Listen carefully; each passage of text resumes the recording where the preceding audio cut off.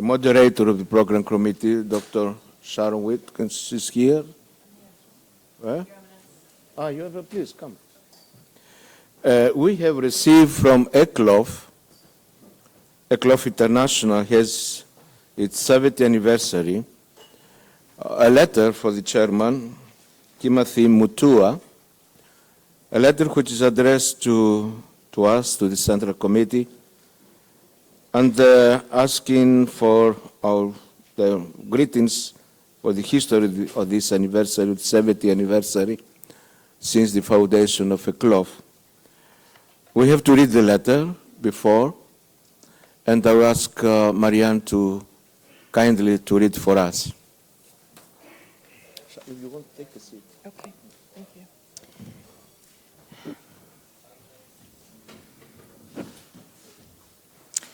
Dear friends, we are delighted on the occasion of the 70th anniversary of ECLOF International to convey our greetings to the WCC Central Committee.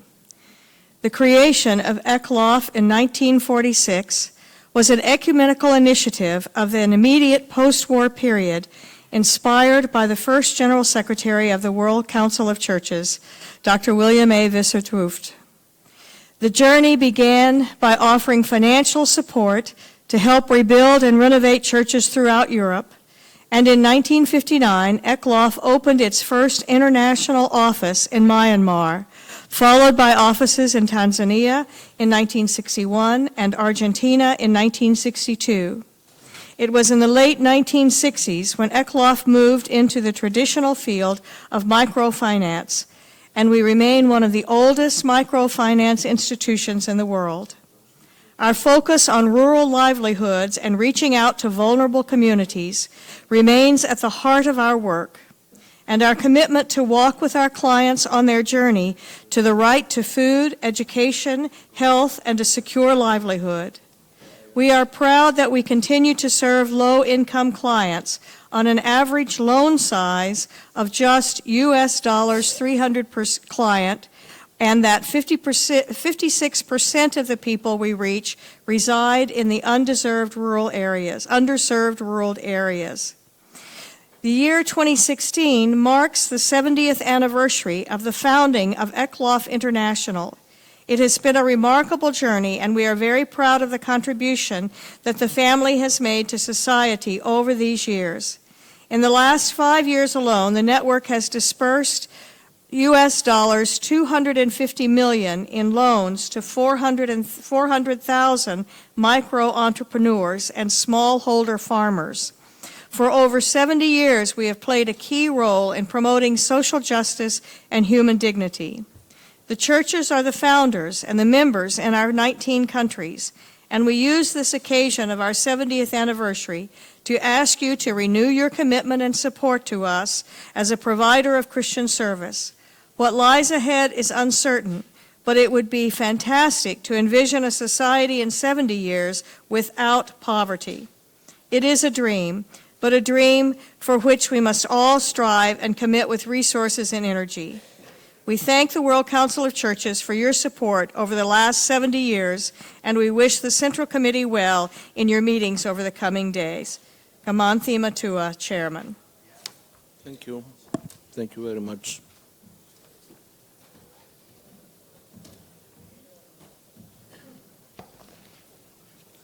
Now we go for the program, and we ask the moderator, Dr. Sarah Watkins, first of all, to identify for us which documents we need for this exercise this morning. Yes, thank you, Moderator. We'll be introducing the documents for the Program Committee. These are documents Gen Pro 02 through Gen Pro 011. So Gen Pro 02, 3, 4, 5, 6, 7, all the way through till 11. It's a whole package. And we'll introduce the documents one by one briefly, and then leave time to hear some response from the plenary so that program can take careful note of items that are already on your mind. And I've invited several people to join me in the presentation. Since there are several documents, you'll hear several voices, which may be better for you as we approach the midday. Let's see first of all if they have the document. Do you have the copy of this long document 02 up to 11? Please, those that don't need, raise your hands and ask the stewards.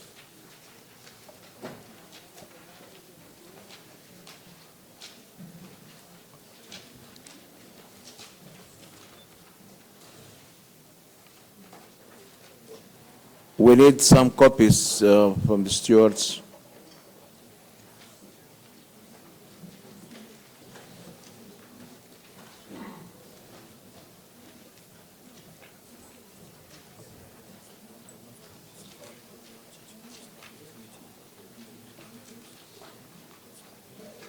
Okay.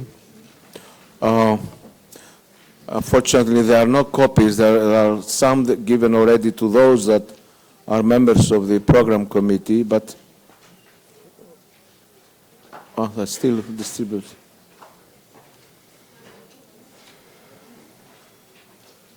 They're from the other side.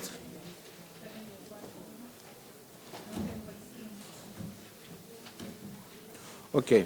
All right. Please continue. Thank you. Moderator, document Gen Pro 02, recommendations of the Central Committee, July 2014, on programmatic work, an accountability report, is presented to the Central Committee for information. This report shows what follow-up has been given to the recommendations approved by the Central Committee in its meeting of July 2014. The Executive Committee has reviewed the recommendations on program work and has given guidance to the General Secretary and staff for further implementation. The Executive Committee has reviewed and approved the annual plans for 2014, 15, and 16, and the annual reports for 2014 and 15. These plans and reports are available on the Central Committee SharePoint, so should you want to go into more detail, you can find it there. In the meantime, Gen Pro 02 is an accountability report back to Central Committee of what we asked for last time and is presented to you to the Central Committee for information. Gen Pro 03, the next document, is the progress report on the implementation of the WCC Strategic Plan 2014 through 2017. A significant part of the program committee's work at this meeting will focus on the review of the implementation of this WCC Strategic Plan 2014 to 2017. It's good for us to remember that this is the first time that the WCC has had a strategic plan that brings together the different aspects of the Council's work around 5 strategic objectives. These strategic objectives concern strengthening the fellowship, witnessing together, encouraging spirituality, reflection, and formation, building trust and understanding, inspiring and innovative communication. You will find these strategic objectives mentioned again in the strategic plan as well as in the progress report. Gen Pro 03 shows how far the Council has come with the implementation of the strategic objectives as compared to the result indicators that we approved. So for each objective, there is a short summary of the work presented. And then in a separate chapter, there is a set of examples of the work that was done in 2014 and 2015. The discussions in the Central Committee and in the Program Committee are going to focus on reviewing the strategies developed for each objective. The report presents a first review of the strategies. It affirms some of the elements and proposes improvements for some. The review of the strategies related to the indicators for results form the beginning of the preparation of the next strategic plan for 2018 through 22. So we're both reviewing this first period and preparing for the next strategic plan. The next strategic plan will be presented to the Central Committee in 2018 for approval. However, since 2014 is already the first year that we'll be working, we want to start preparing now for what needs to be in that next strategic plan. So to facilitate our reflection, the report ends with some conclusions, challenges, and learnings. I believe that is where the program committee will spend most of our attention, is looking at the conclusions, challenges, and learnings. The progress report on the implementation of the WCC strategic plan, Gen Pro 03, this document, is presented to the Central Committee for action on the following: review the work done in the period of 2014 and 2015, give guidance for direction of the work in 2017 and 18, and give guidance for the renewal of the WCC strategic plan for 2018 to 21. So that is 03.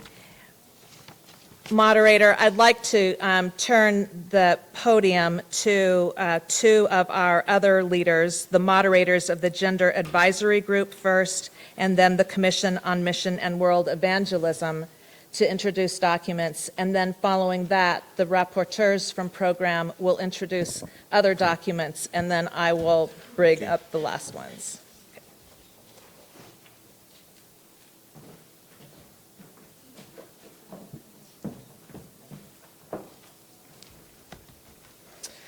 Thank you, moderator. I'm Harriet Jane Olson. I'm the moderator of the Gender Advisory Group, and I want to say thank you to Sharon Watkins, the moderator of the program committee, for the opportunity to present the report of the Gender Advisory Group, which is Gen Pro 4. I have a few slides that will help us perhaps to do this quickly. The report comes to you as a form of accompaniment of the World Council of Churches on our shared pilgrimage of justice and peace. In the area of gender justice, the WCC started on this journey way back in Amsterdam in 1948, when the First Assembly received a report of the status and role of women in the church. Since then, studies, the Sheffield Consultation, the Ecumenical Decade of Churches in Solidarity with Women, and the Living Letters Project have marked the journey, which continues through and including the 2013 Unity Statement. Through all this time, the WCC and the member communions have been responding to God's call to build a just community of women and men, and we have not yet arrived. We are continuing in our work in the world, in our communions, and in this fellowship of communions. We root our work in the biblical witness that men and women are created in the image and likeness of God, and the affirmation that the Church and the WCC is called to embody true community of women and men in our own work and life, as well as in the statements that we make and the programs we undertake in the world. The Central Committee called for the establishment of a gender advisory group in 2012. not to propose a new study or to develop a new statement, but to advise the General Secretary and the World Council on how we might best implement and journey on the processes and strategies for doing what we've committed to do, and to develop a process leading to a gender justice policy in time for the next assembly. On the screen, you can see the members of our group and the General Secretary from a photo taken at our organizing meeting in 2014. Some of the members of the group are here, and I would invite them just to stand so that you can see who they are, and you might have, if you have questions or want conversation, they might be good persons. Would you stand now? Thank you. The advisory group discussed many of the issues that we face in the work of gender justice in our regions and in our churches. We developed quite a list, not because we were trying to be comprehensive, but because we wanted to look for commonalities that might help us focus the work of the advisory group and be most useful to the World Council of Churches on this journey. We offer these 4 pressing issues to you as avenues for the WCC committees, commissions, reference groups, and the General Secretariat to find deep intersections with gender justice in critical areas in which you are already at work, and around issues that are critical to the work of gender justice, so that in the next steps of our pilgrimage, we might be both useful and productive. You have the report, Gen Pro 4. I will not go through all of the various recommendations that we make, and the program committee will consider it in its entirety. On the screen is our recommendation. The Gender Advisory Group will look forward to your reflections and your responses. With you, we are imagining what might happen if the World Council of Churches together took the next steps toward our vision, our shared vision of true community of women and men. What would it look like if all of these aspects of our work saw new ways for gender justice commitments to be part of their particular work? What would we see in the church and in our communities if we engaged around just these few priority issues in the work for justice and peace? The Gender Advisory Group is most pleased to accompany the WCC on this pilgrimage together. Thank you. Thank you.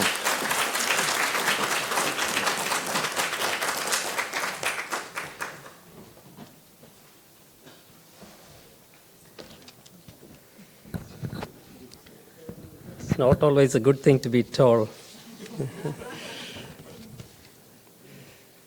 Moderator, I greet you on behalf of the Commission on World Mission and Evangelism of the World Council of Churches.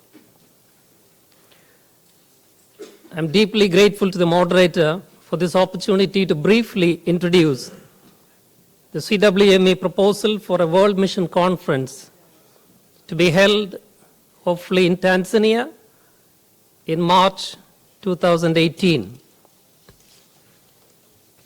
The document that I'm referring to is Gen Pro 05. I will not read the document. I've been asked to briefly introduce the document in 5 minutes. As you are well aware, one of the main mandates of CWME is to organize and hold World Mission Conferences between WCC assemblies. World Mission Conferences have been a long and great tradition ever since 1910 Edinburgh Conference. And as a true heir of the International Missionary Council, the Commission on World Mission and Evangelism has honored this tradition of holding World Mission Conferences. However, between Porto Alegre and Busan assemblies of the World Council of Churches, CWME could not hold a World Mission Conference. This was due to the fact that the Central Committee then decided in favor of WCC and CWME associating and partnering with the other constituencies in organizing a common mission conference to commemorate the centenary of Edinburgh 1910 conference, which was held in Edinburgh in 2010.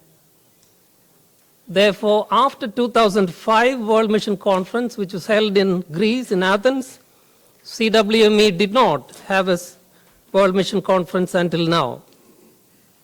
Therefore, not to have a World Mission Conference between Busan Assembly and the next Assembly would be a great loss for the World Council of Churches and for CWME. It would amount to dishonoring the mandate of CWME.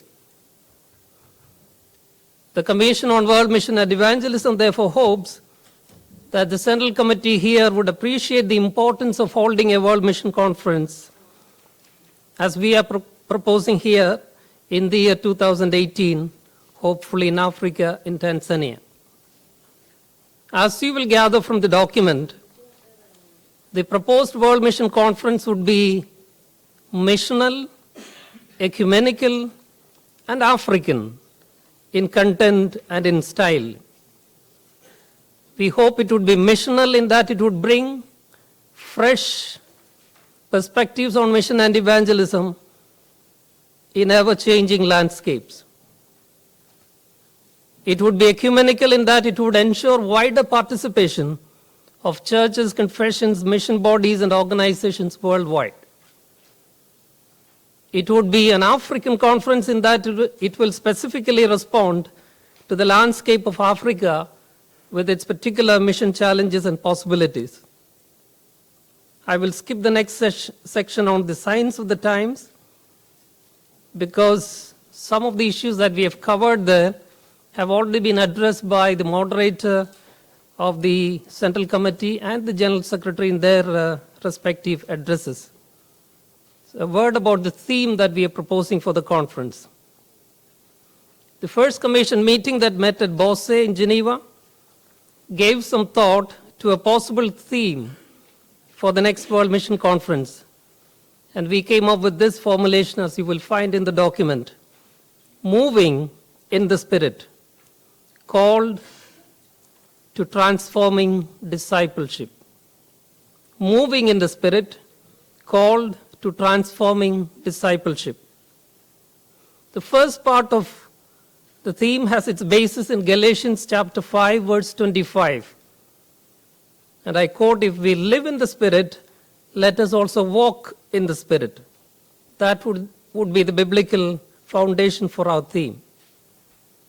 It will be another opportunity to pursue further the possibilities and implications of the mission of the Holy Spirit that the TTL, Together Towards Life, the new mission statement of the WCC, has tried to explore. Moving in the Spirit is a missional response to the call of the Busan Assembly, where we said we intend to move together. It also has clear resonance with the notion of pilgrimage, moving. The second part of the theme calls us to transforming discipleship. This is about authentic discipleship, which transforms us as agents of mission and also the world. We hope the proposed World Mission Conference would be celebratory in nature, informative, and also historic.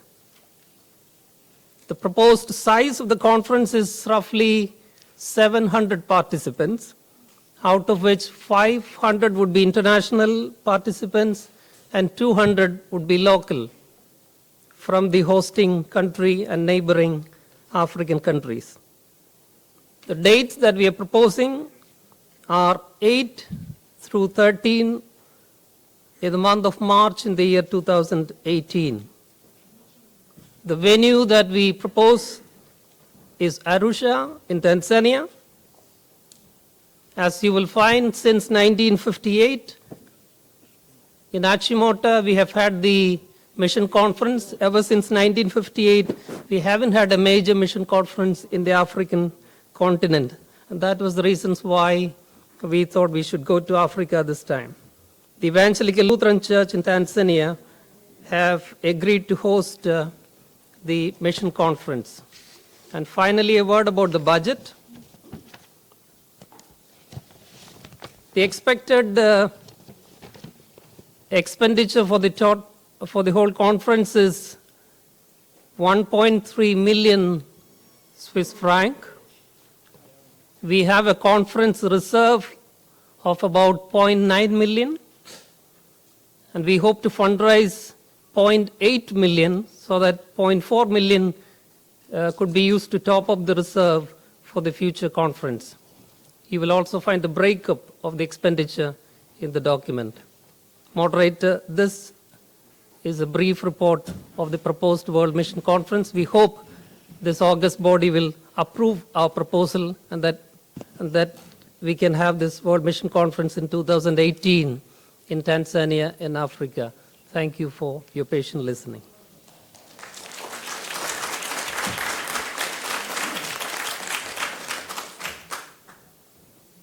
Thank you very much, Your Eminence.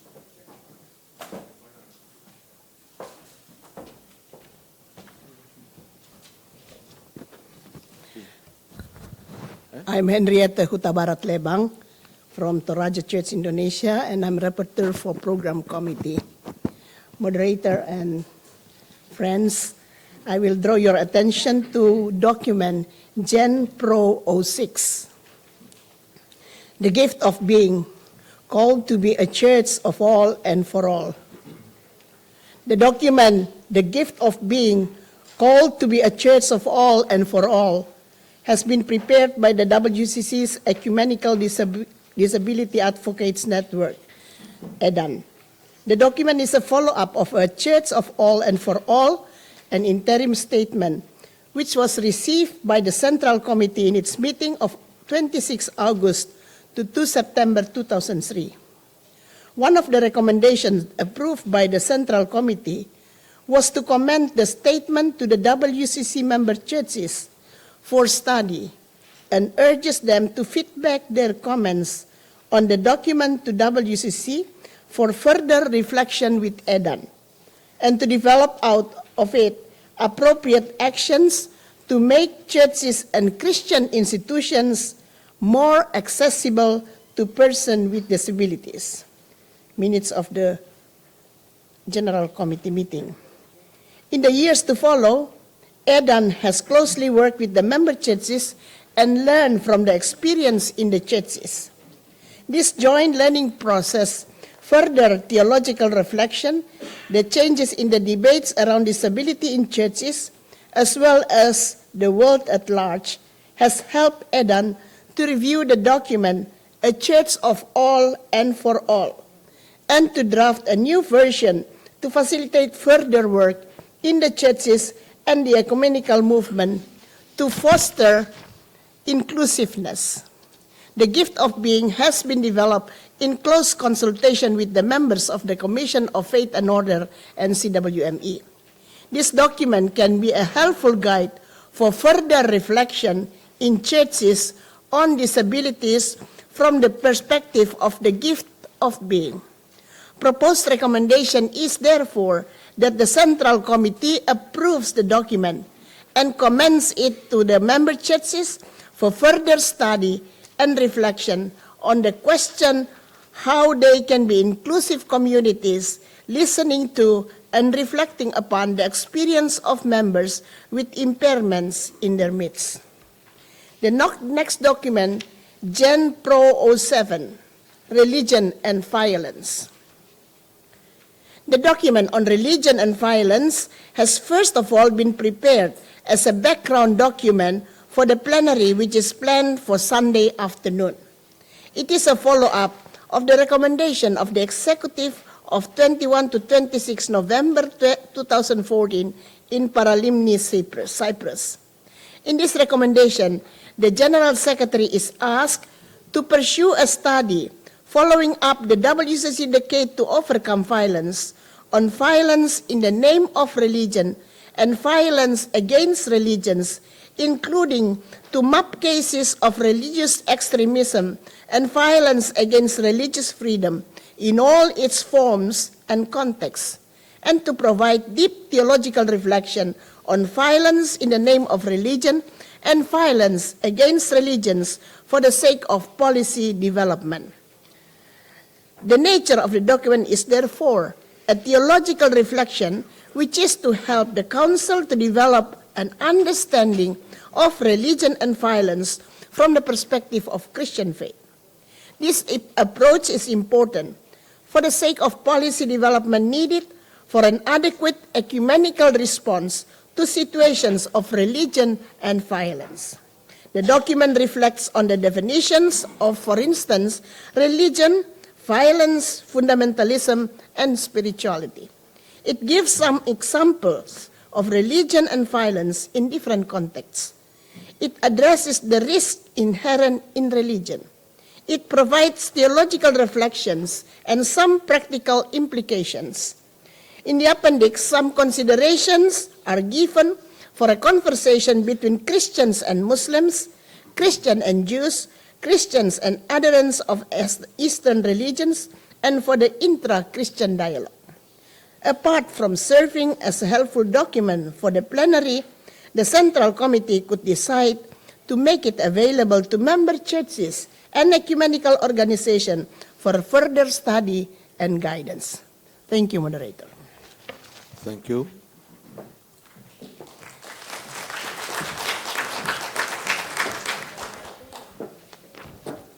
Moderator, I'm Jerry Pillay from South Africa. I'm the other rapporteur for the Program Committee, and I will provide information and background to Programs 8 and 9.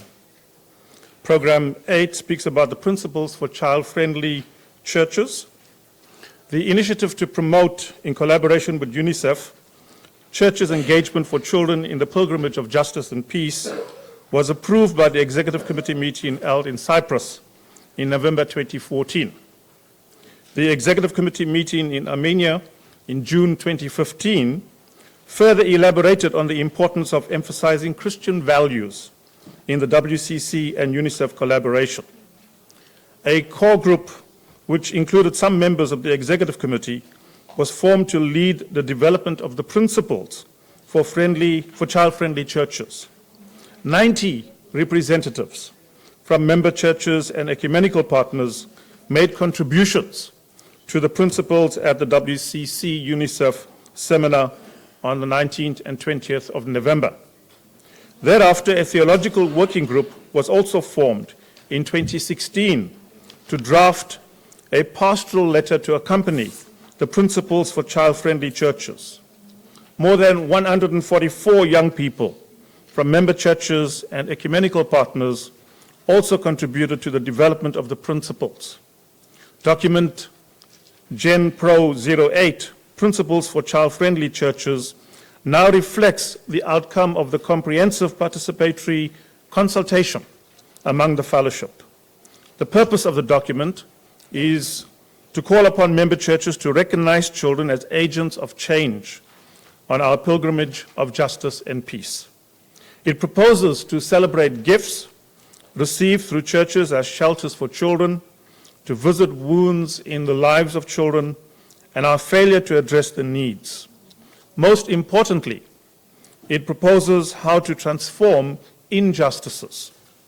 These principles are accompanied by tools supporting actions by churches to do three things. Firstly, to protect children. Secondly, to listen to children and to involve them in decisions affecting them. And thirdly, to protect the environment with and for children. The recommendation of the document to the Central Committee is threefold. A, it calls upon the member churches to undertake the pilgrimage of justice and peace with children as agents of change. And B, to do so by committing to the joint principles for child-friendly churches in support to efforts of transformation. And C, that the implementation of the joint principles be endorsed as a priority. I now turn to program number 9, Churches Recommit to Accelerate HIV Response.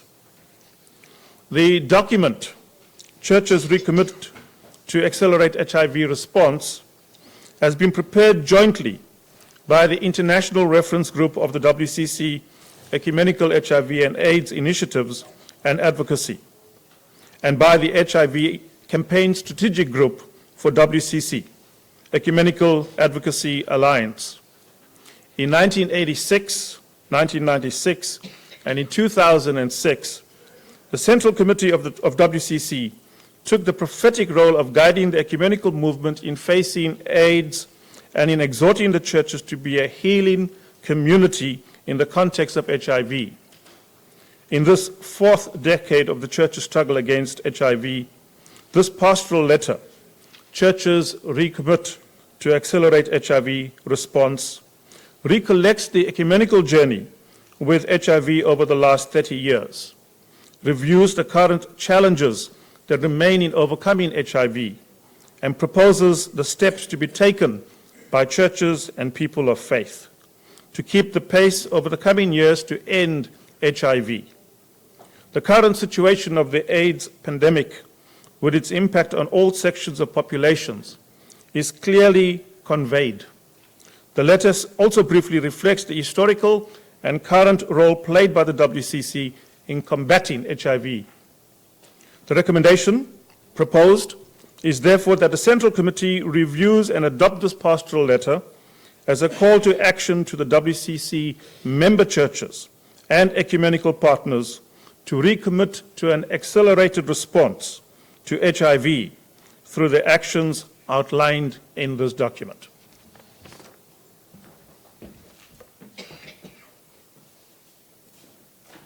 Thank you.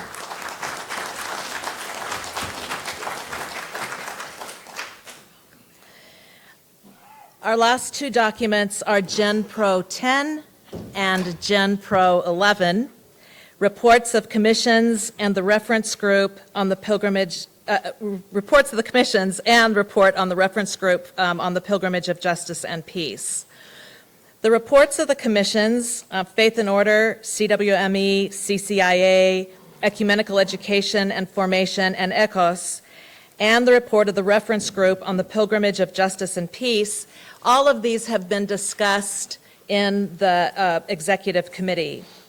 The work of the commissions and the reference groups form a very important contribution to the life of the council. Indeed, the Pilgrimage of Justice and Peace certainly is our organizing metaphor and principle. And so all of these reports then are shared with the Central Committee for information. The Program Committee will review their work and discern how these reports and the information therein can contribute to our continuing work together. So therefore, moderator, in summary, we present these documents 0, 2, 10, and 11 are presented for information. Documents 0, 3, 4, 5, 6, 7, 8, and 9 are proposed for action. And we would be glad to hear a word from the plenary, if that's your desire, as we begin our deliberations tomorrow. Okay, thank you. Thank you so much to the moderator and also to those that participate in this presentation. Does not work, this. It's working. Now the floor is open. We have enough time. Those that want to make any question or reaction, please come to the microphones. You know the procedure. Identify yourself and the church. And please respect the little time in order to have more participation. Microphone number 4. Thank you, Your Eminence. I am Dr. Odi Khawas, Greek Orthodox Patriarchate of Jerusalem. Thank you very much for this comprehensive report. It is very informative.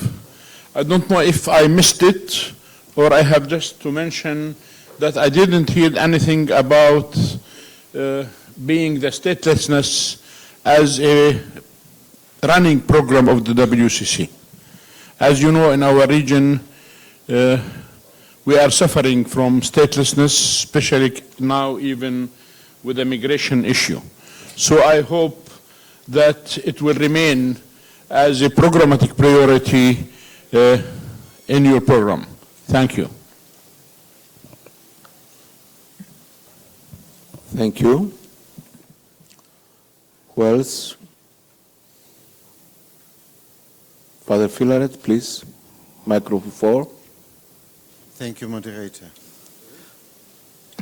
I just wanted to put a question. What is the future of the document, Principles and Tools for the Church-Friendly Churches, which was presented to the Central Committee a few minutes ago?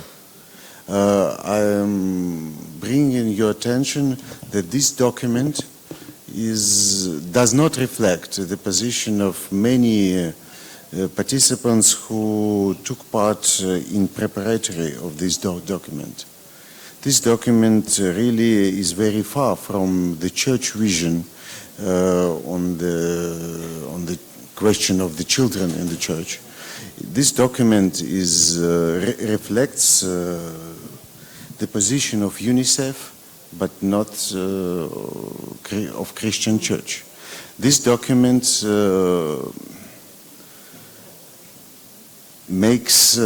try to use children for the certain political goals without strict definition of family, position of parents, and parents' control, and so on and so on. So there are many, many questions to this document. So what is the future of this document? I just wanted to ask. Thank you, Father. Microphone number 1, please. Mi nombre es Ana Abelilla de Medio, soy de la Iglesia Evangélica Discípulos de Cristo de Argentina y quería hacer una consulta, una pregunta, porque yo también pertenezco a la Federación Argentina de Iglesias Evangélicas, la FAIE, de Argentina, y nos habían encomendado, que estábamos muy orgullosos y muy contentos y muy felices de hacer la consulta sobre misión en Argentina, en la ciudad de Rosario. Estaba todo más o menos organizado y queríamos saber qué ha sucedido con eso. Gracias. Number 3. Thank you, moderator. Silishebo, United Church of Zambia member. I rise, moderator, to first of all to say thank you so much for the mission conference coming to Africa. It's a very wonderful thought and an enabling step and a wonderful gift to the church in Africa to celebrate. And I urge those organizing, including the Central Assembly, to ensure that this happens without fail. However, I have a question on the number of participants from Africa, moderator. We are the host. Africa is huge, with huge number of member churches and Christians. I would appeal to the organizing group, especially that we still have time between now and the conference, to pay attention to the number coming from Africa as a host. I would request that the number be increased from 200, even to 250 minimum, appreciably to 300, more joyfully to 400, so that we are given the opportunity in that huge number to treat you to the spirituality and the moving faith in the spirit in Africa by Africans in our numbers. Okay. With 1 million, you are okay? 1 million will be okay. And 500 the members, then 1,500,000. Number 2, please. Ann Riggs from the Religious Society of Friends. We are also excited that the mission conference would come to Africa. The Tanzanian friends will be so enthusiastic when I send them an email of this prospect. The members of our church there would, I think, not be alone in asking, how do they seem as indigenous people?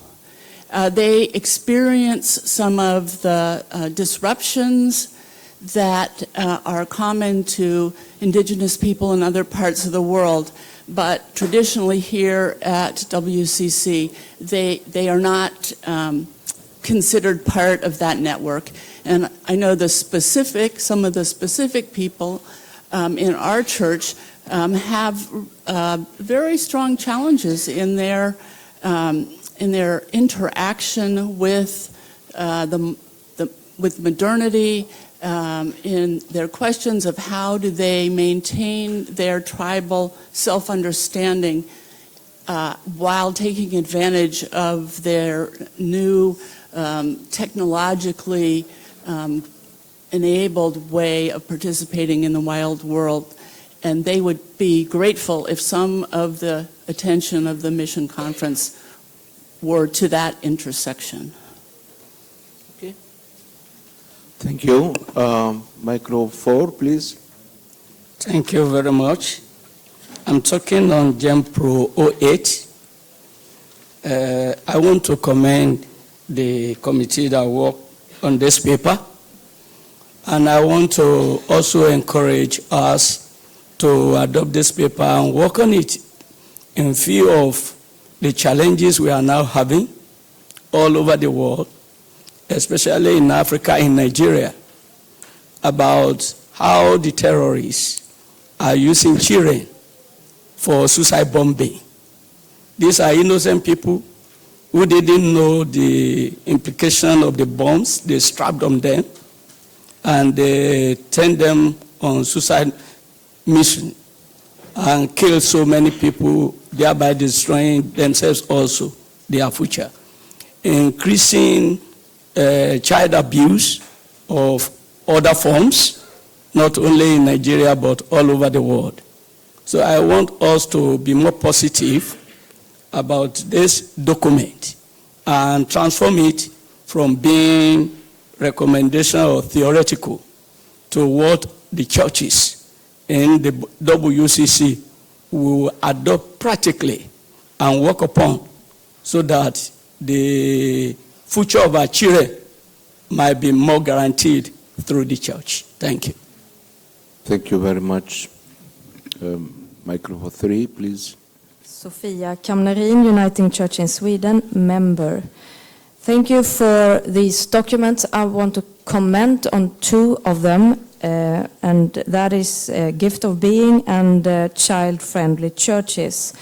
First, Gift of Being, thank you for this important, challenging, theological document that challenges many of our, up till now, deep-rooted views of what gives human life meaning, and also from what comes our human value.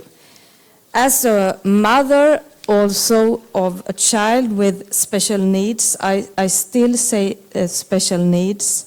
I know that we still struggles a lot with prejudice, and we need more reflection also in our churches, and of course in our habits and how we form communities where all are included for real, so to speak. I also want to comment something on child-friendly churches. Thank you also for this important document. I think we should have, we need to include more also about children's gifts. Now the document focuses much on protecting children, but let us also lift up and see children as gifts to our communities and as part of our community, of course, and change the view and see them more as they are also on a mission from God. They are also sent. So I want more of that focus in the document. Thank you. Thank you very much. We have three more, then Bishop Opoko, number 4. Thank you, moderator. Bishop Chibuzora Felupoko from Methodist Church, Nigeria. I participated in this document, in the production of this document. I am also aware that there are many ministers and many church leaders that also participated with me in this document. So when I sat down to hear that this document was a UNICEF document, I said I must not sit there and keep silent. For that silence will mean consent. I stand here to inform that this document may have been in collaboration with UNICEF, and not only UNICEF, but also representatives of United Nations and those in charge of child rights. Then we came up with this document. You will agree with me that children are being abused today. They are used as child soldiers. Children are used as hawkers on the streets. From my local context and space, that's happened. In our churches today, children are excluded in the things that happen in the church. Their dignities, their voices, their contributions are not acknowledged. And this is why we are losing a lot of children from our churches today. And without the children, there is no hope for church. Without the children, there will not be any hope for WCC. And so this document has proved to us that we can, as church leaders, include our children from our family homes, schools, and communities, so that they can become not just future leaders, but leaders from today. I support this document, and I want the BCC leadership and the churches in our local spaces to look at the great resource of this document and use it to give our children the dignity they deserve and include them in all spheres. Thank you. Thank you very much. Please, that will be the last one. We have to conclude because we have also other matters to discuss this morning up to the break. Number 2, please, and then number 3, please. Go on. Et nous bonu comfort de l'Église protestante méthodiste. Just a moment to change to take for the translation will be in French. Allez-y. Merci. Et en tant qu'Africaine, nous sommes très heureuses d'entendre que le prochain pèlerinage sera en Afrique. Et nous souhaitons que cela ait réellement lieu et que ça réussisse par l'Esprit Saint de Jésus. Sur le Genèse 8, nous tous nous savons, excusez, je voudrais dire que le Conseil œcuménique des Églises, en tant que responsable de ce comité, permet au consulat de nos pays de nous aider à avoir la facilité pour les visas. On a eu trop de difficultés à avoir les visas et trop de dépenses. Donc, il faut nous aider et dire au consulat des pays là où nous allons nous rencontrer de nous faciliter la tâche. Sur le Genèse 8, nous savons que les enfants sont les églises de demain. Nous sommes en train de partir. Et si nous ne les entretenons pas, si nous ne les aidons pas à connaître Jésus-Christ, à connaître Dieu et avoir un comportement pour la mission, notre mission présente sera faillie. C'est pourquoi ce numéro, moi, me réjouit et je voudrais qu'ensemble, on appuie pour que les responsables d'église prennent en compte les dispositions et les besoins des enfants et les écoutent et les amènent, oui, à prendre le relais de la mission qu'est d'évangéliser le monde. Bien, merci, madame. Micro 3, please. Thank you very much, Mr. Moderator. I'm Kirsten Augen, representing the Evangelical Lutheran Church in Denmark. And I also work in Dan Mission, which is one of the missionary societies of Denmark. We're very excited to hear about the mission conference. I'm speaking on Gen Pro 05, the mission conference in Arusha. We're also partnering with the Evangelical Lutheran Church of Tanzania, so we think this is an interesting proposal. We just want to call to attention that there will be the year before, in 2017, a mission conference organized by the WF in Namibia, and I just wanted to hear how these two events might be connected or coordinated somehow. I think it's quite important that we work together in the whole ecumenical family and make sure that we join efforts and resources to get the most out of it.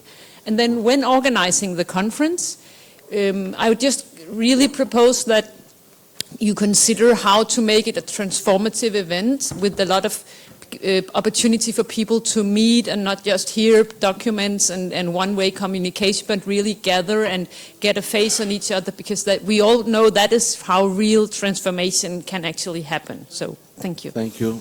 Let's continue with the 3, and then the last one will be the 2.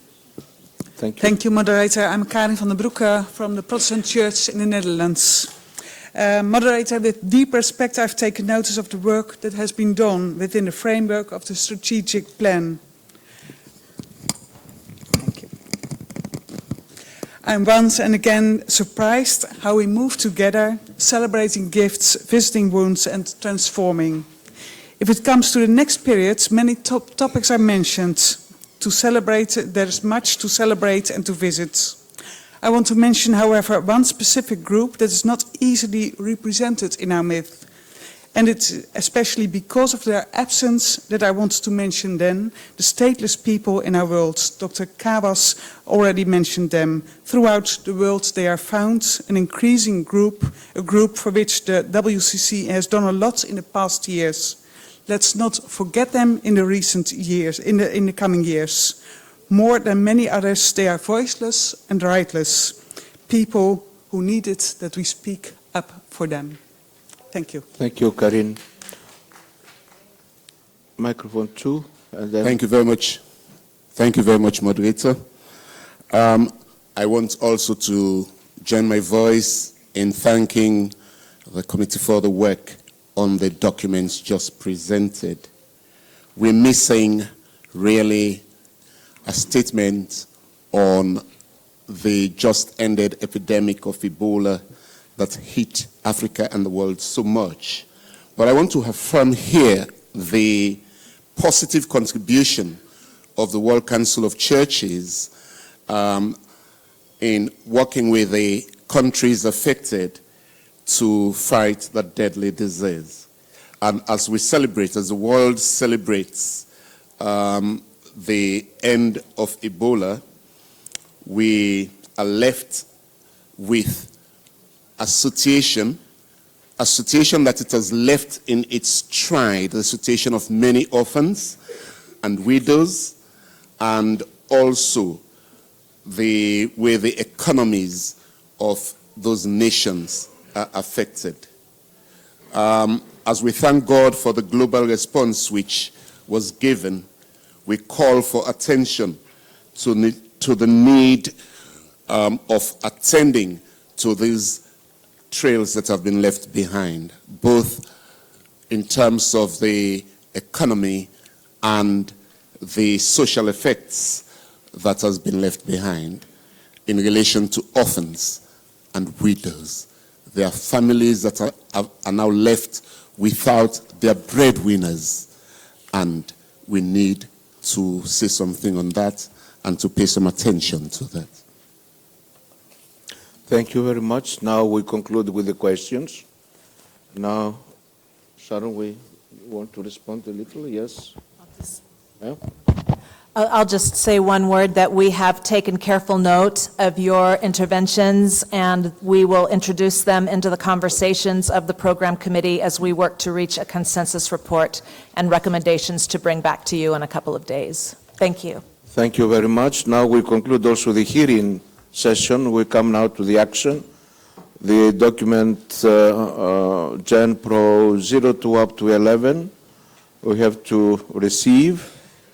Please, your cards. We'd like to show your cards and to submit this to the program committee for further discussion, reflection, and action.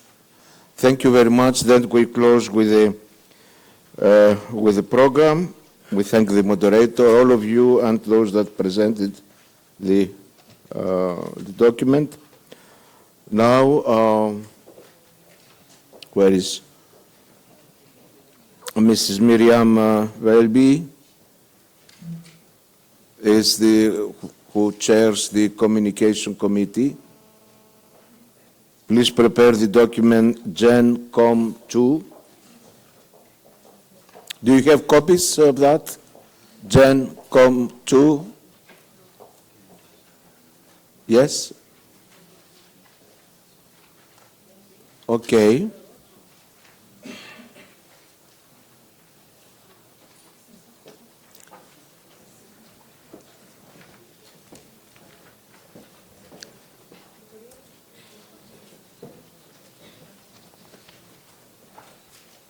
Copies, we don't have copies here. No, the steward, we don't have copies here.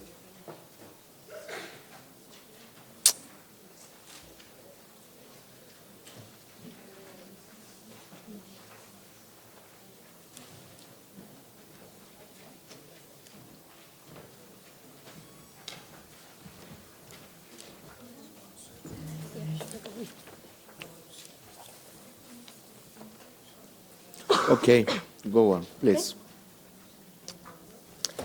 My name is Miriam Waby, a member of the Central Committee from the Church of Scotland, and I will be speaking in English. The 7 Weeks for Water is a flagship programme of the WCC's Ecumenical Water Network. Churches, groups and individuals look forward to receiving the campaign materials every year during Lent. However, this year's Lenten campaign generated much higher interest among member churches and recipients of the campaign materials. Google Analytics and other assessment tools demonstrated a more than 2,000% increase in visits to the website and social media platforms from certain countries. So why was this? Well, firstly, in 2016, the Ecumenical Water Network adopted the WCC's broader theme of the pilgrimage of justice and peace. And the 7 Weeks for Water in 2016 took us on a pilgrimage of water justice in the Middle East, with a special focus on Palestine. Secondly, the EWN focused on a regional theme and launched the campaign from that region. The Fellowship of Churches on the Ground in the Middle East were able to fully participate and contribute to the success of the campaign. Thirdly, the Ecumenical Water Network collaborated with the communications team of the World Council of Churches from the very beginning of the campaign and strategized on how to make the campaign more effective. The 7 Weeks for Water Lenten campaign has always been a virtual campaign delivered through the website and social media platforms. This time it was done differently by launching it from a particular place with its thematic focus of Palestine. It needed to be highlighted through effective communication channels. The communications team were able to assist with distributing materials widely, and by monitoring responses, were in a position to deal effectively with some arising controversy. The 7 Weeks for Water campaign in 2016 is just one story, one example of how effective communication is vital to the work of the World Council of Churches. Communication underpins all of the work of the WCC, and there needs to be a mechanism in place that enables effective communication of our work as a World Council of Churches. The 10th Assembly in Busan recognised that such communication needs to be inspiring and innovative. And to this end, the Communications Committee will be reviewing and recommending a new communications strategy for the World Council of Churches. The three core pillars of this strategy are communicating as a fellowship as we journey together on pilgrimage, being advocates for justice and peace.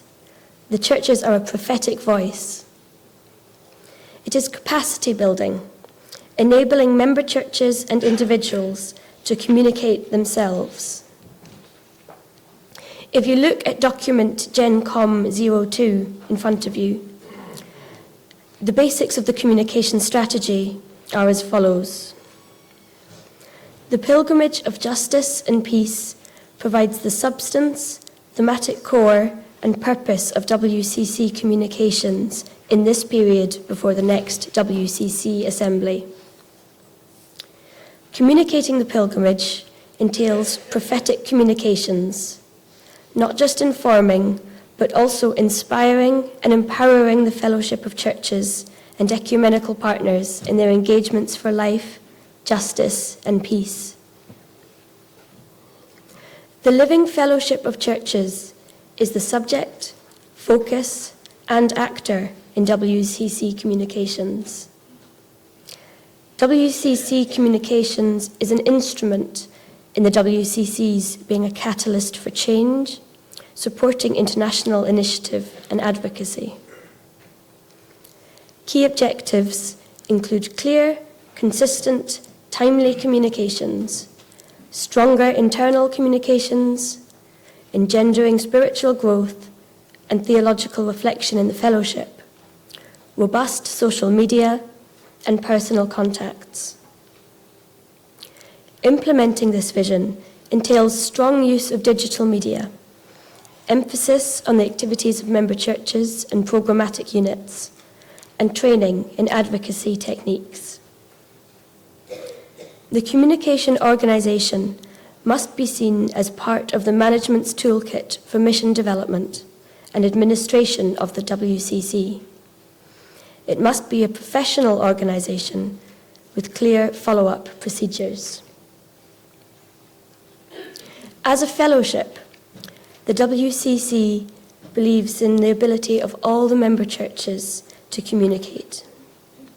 We hope that implementing an effective communication strategy that is invitational and inspiring will help the churches to journey together as a fellowship and enable that fellowship to be advocates for justice and peace. Thank you. Thank you very much.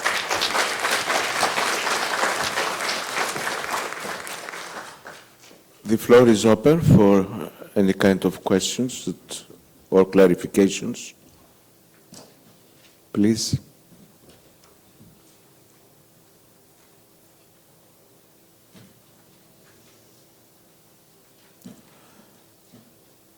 Silence means good communication or...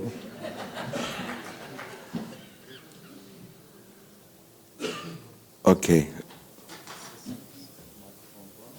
Okay, microphone one, please. Thank you, Mr. Moderator. Verdith Landrau, member, PCUSA. I want to congratulate the communications team for a wonderful report and for the refreshing strategies that we are implementing.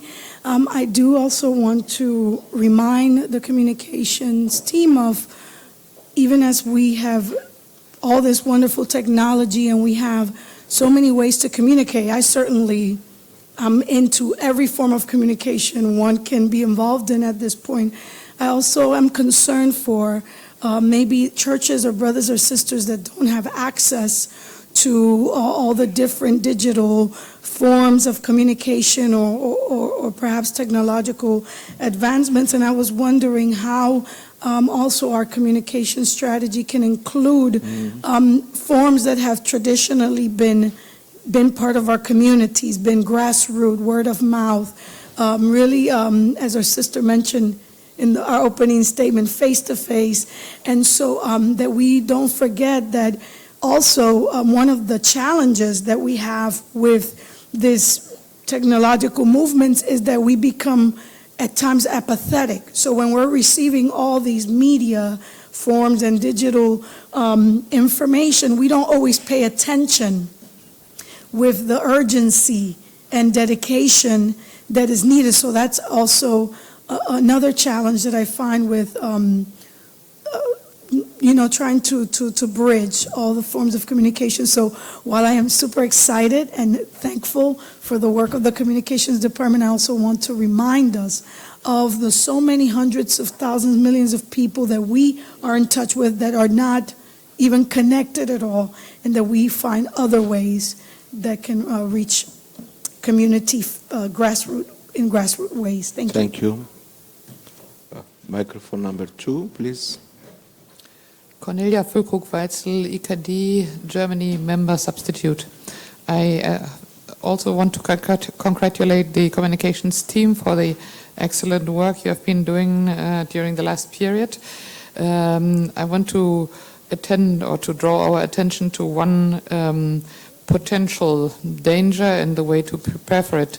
The very critical and very heavy reactions WCC received following the meeting of the Ecumenical Water Network.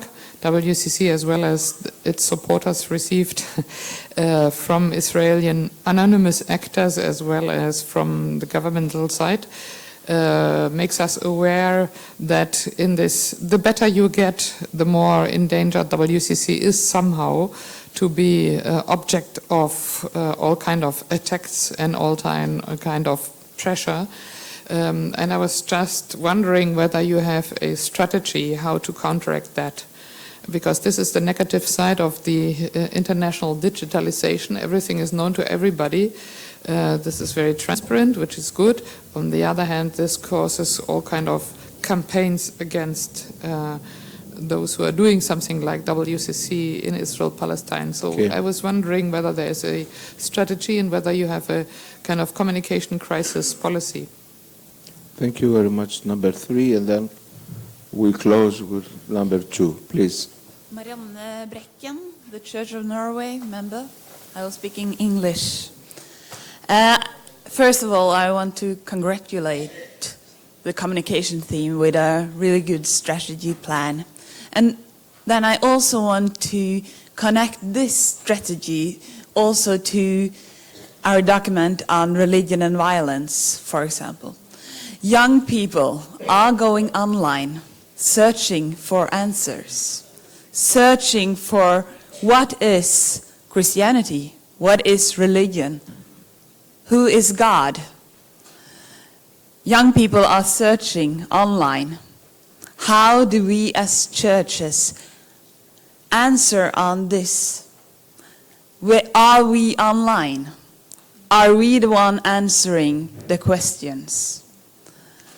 We have groupings also in Norway on Norwegian Facebook sites where there is not good answers, in my opinion.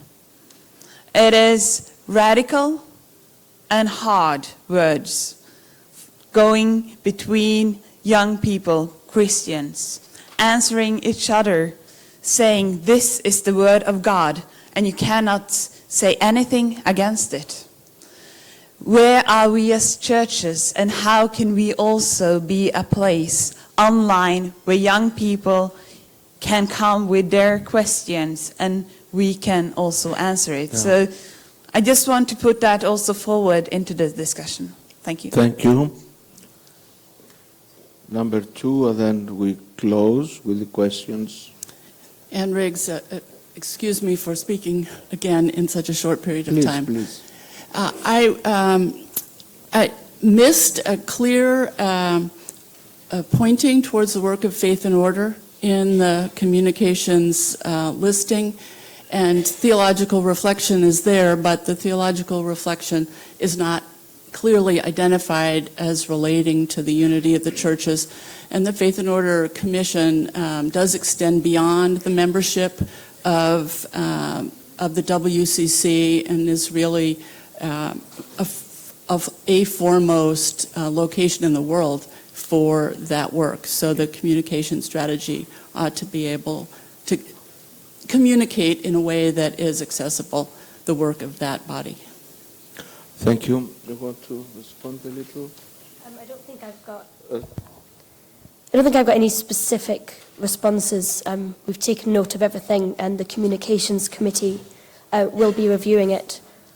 On a note on the Ecumenical Water Network, the committee are going to be discussing the 7 Weeks for Water campaign in detail, and will certainly discuss whether there should be a strategy for dealing with conflict.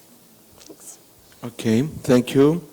Now we have the document Gen Com 2, and we'll come to the action. We'll receive the document and to send this to the Communication Committee for further discussion and decision. Please, your cards, show your cards. Okay, thank you. The document was received. Now, before we come to the end, Elaine, which is Elaine? No, this goes for information. From the finance, you are here. I was looking for the other side. Elaine wants just ask the floor for a little time to share with us about the finances. Please, Elaine. Good afternoon, Elaine Dykes, Finance Director for WCC. A few words about the work of the Finance Policy Committee as I speak on behalf of Reverend Paul Gardner, Acting Moderator for the Finance Policy Committee. We will be looking at 6 documents, Gen Fin 01 to Gen Fin 06. Of these, 3 are reports related, one would say, to prior periods, making an important bridge from the last meeting. There will be significant issues from the Finance Subcommittee. The Finance Policy Committee doesn't look in detail into Financial Report 2015, for example, but it is important that there will be opportunity to see what the Finance Subcommittee has found noteworthy in the 2-year period. There will also be a report of the Audit Committee and a report on actions taken on recommendations from the Finance Policy Committee itself from July 2014. 3 documents, however, are worth some comment here for all of us. Specifically, Gen Fin 03, report on progress with the WCC Financial Strategy 2014 to 2017, a policy which accompanies the strategic plan, which is reviewed in the Programme Committee. The financial strategy highlights what constitutes the conditions for a sustainable organization. And perhaps I'd just take a minute to remind what the Central Committee decided in July 2014 are those conditions for sustainability. They are that member churches are committed and are participating in the planning and implementation of the program work. As Miriam has said just now, effective and innovative communication and reporting is shared, illustrating the impact of project work so that funds can be raised effectively. Competent staff are attracted, managed and retained, and there is adequate administrative and financial infrastructure. Financial strategy, therefore, is bridging many themes in order to make the financial work support properly as it should and sustain the organisation in meeting the objectives. The Finance Policy Committee will look into a report which shows progress on the 17 different indicators that were determined from the work in July 2014. Some of them, one will see very quickly, are met and achieved, and we will report we will be pleased to report that General Reserve target is attained. For example, that at the Bossy Guest House at the Ecumenical Institute, there was a surplus, a financial surplus in 2015. But of course, there are other areas where there are challenges, and not least for us, the challenge with the change in strategy of the Swiss National Bank in supporting the Swiss franc euro exchange rate at 1.2, as it had been for several years, resulted in 2015 in decreased income when valued in Swiss francs, even while contributions so gratefully received from members, both in membership contribution and in program contributions, remained remarkably stable. We nonetheless had to deal with reductions in budget during the year 2015. And we can see the consequences of that when we look into the financial strategy and the progress with it in that paper. There will also be within that document, there is for review, a detailed report on the income development strategy and the success, or otherwise with different elements within that will need care in review. The Finance Policy Committee will also look carefully at Gen Fin 06, the report on progress with the new membership plan. The success with the new membership plan is measured not only in terms of the financial result, but also, of course, in terms of the rate of participation. For 2015, there is a level of 56% of member churches contributing. However, we will also see in that report that there is an excellent response to a special appeal made to 140 member churches to increase the membership contribution by at least 2% compared with the previous year. 100 of those churches responded positively, and the results of that will be reviewed in the meeting, as well as, we will hope, the comments and observations and encouragement of the committee in building the commitment and how that might yet be done with further success. Probably the most significant document for review in the Finance Policy Committee will be the approach to the financial strategy for the next period, for 2018 to 2021. It's not too soon to start to build that view. We will bring to the committee, and you will see in the document, which is named Financial Scenarios 2018 to 2021, some figures, certainly, some financial profiles, some discussion about income development targets, some challenging questions about what is meant when we talk of fixed costs or variable costs. What does it mean for the organization to place certain areas of work as perhaps fixed? We look, for example, at the Ecumenical Institute, as we do financial modeling, as a fixed cost. The views of the Finance Policy Committee are needed as governance on this aspect. But there are also bigger questions too in how we look at the financial strategy for the next period. We prayed in the Nidaros Cathedral to find ways of bringing justice and peace to the world, and we will also pray to find ways to do this with the income which is available to us, and that means finding ways which will be new as we implement different paths on the pilgrimage. This will mean churches working together differently, and we look for ways too, since working with staff also lies partly within financial strategy, to find new secondment patterns or new ways of linking people together, partly with contract with the WCC in different ways, as we've had in the past. We see some of this beginning to happen already. Now, what will it mean for the future strategy as we look into that? The Finance Policy Committee will be challenged on that. Finally, not least, probably the most important for the longer term maybe, what happens with Green Village, that is the real estate development project.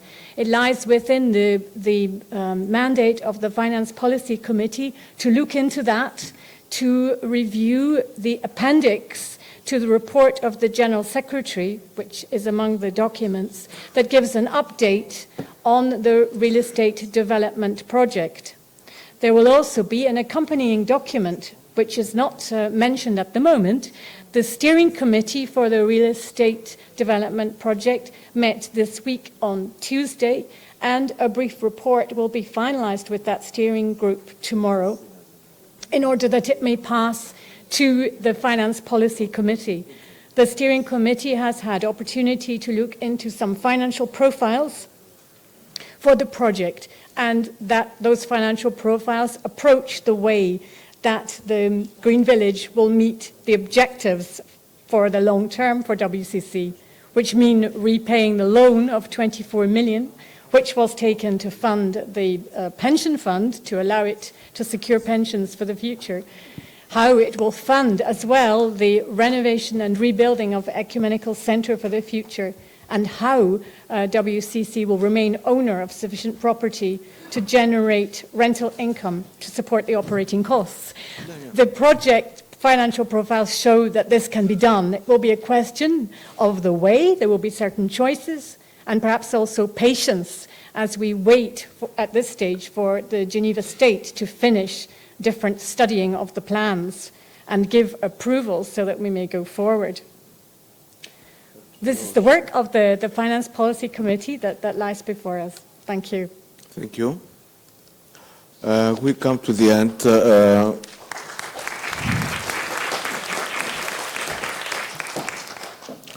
Will not be any discussion on that. We postponed the discussion. We said we have to see where, in which session will fit the discussion, and to ask also the acting moderator who is sitting here, because Archbishop Viken left for some church commitments I had, and Paul Gardner is acting and will moderate the Finance Committee, and we'll find time to come back and to open the floor for discussion and also take an action. Now we come to the end. There are some announcements by Yorgo.